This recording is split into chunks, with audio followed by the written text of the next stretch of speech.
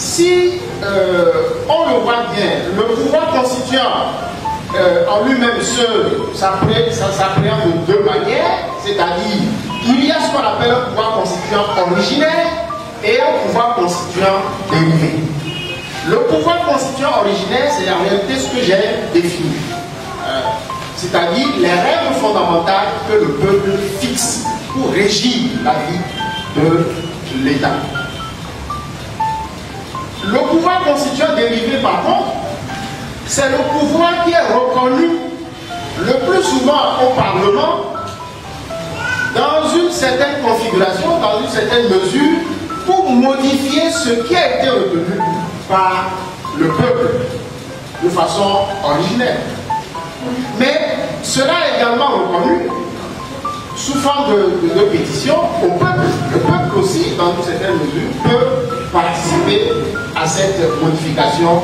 Et on parle donc de l'initiative populaire. Alors, si on appréhende le pouvoir constituant sous ce angle-là, on va alors comprendre que la constitution de la Ve République a été adoptée du début jusqu'à la fin par le Parlement togolais, ou pour ainsi dire par l'Assemblée nationale togolaise. Dans ces conditions, la réponse qu'on peut apporter à comment est-ce qu'on lit ce processus-là, eh bien, c'est qu'il y a, semble-t-il, une usurpation du pouvoir constituant originaire. Et, naturellement, cette usurpation débouche sur ce qu'on pourrait appeler la fraude à la Constitution. Alors, usurpation du pouvoir constituant originaire, je viens de le dire, c'est le peuple qui est le seul détenteur du pouvoir constituant originaire. Et donc, si on veut établir une constitution ou on veut changer de constitution, là on est dans l'exercice du pouvoir constituant originaire.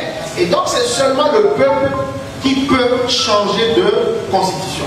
On l'a dit, un peuple a toujours le droit de changer de constitution. Alors, à partir du moment où le processus a été mené par l'Assemblée nationale, et donc sans que le peuple ait été impliqué,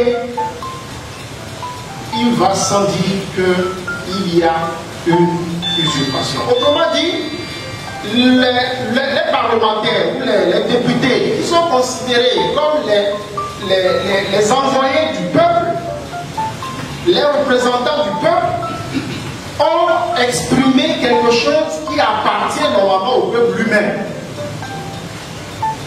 Et d'ailleurs, on le voit dans le texte qui a été promulgué, dans le préambule, et la phrase qu'on peut lire, la première phrase est « Nous, peuple togolais ».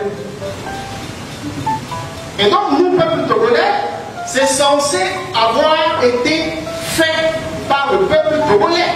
Or, ici, je viens de le dire, c'est le Parlement, c'est l'Assemblée nationale togolaise qui, du début jusqu'à la fin, a conduit ce processus-là. Le peuple n'a été invité nulle part. Et donc, c'est pour cette raison qu'on peut parler d'une usurpation. Il y a, dans ce processus-là, on a entendu aussi beaucoup d'analyses, beaucoup de discours, à savoir le problème posé par l'article 59 de la Constitution de la 4e République. Certains ont estimé que cet article est inapplicable.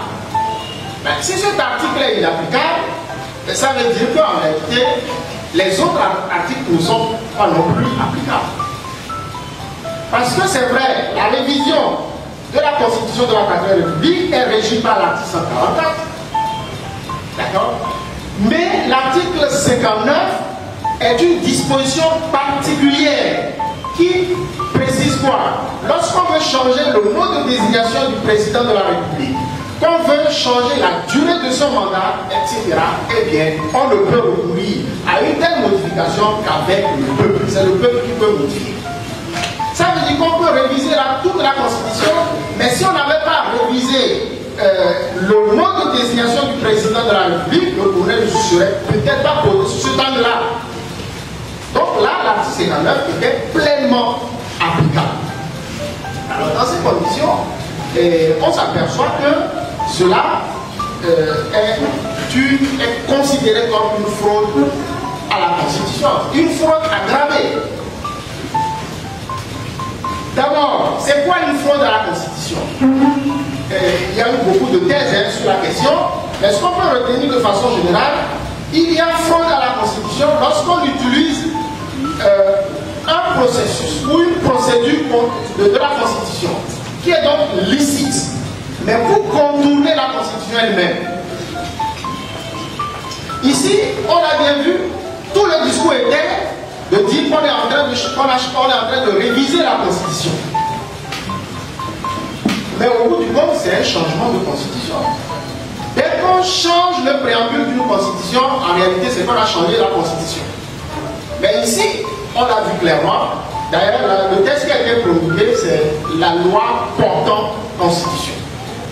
Donc ça veut dire qu'il y a non pas une révision de la Constitution, et donc on a utilisé la procédure de la révision, mais non pas pour réviser la Constitution, au contraire pour changer la Constitution elle-même. Ça c'est la fraude à la Constitution, et une fraude aggravée dans la mesure où ça a été décidé dès le départ.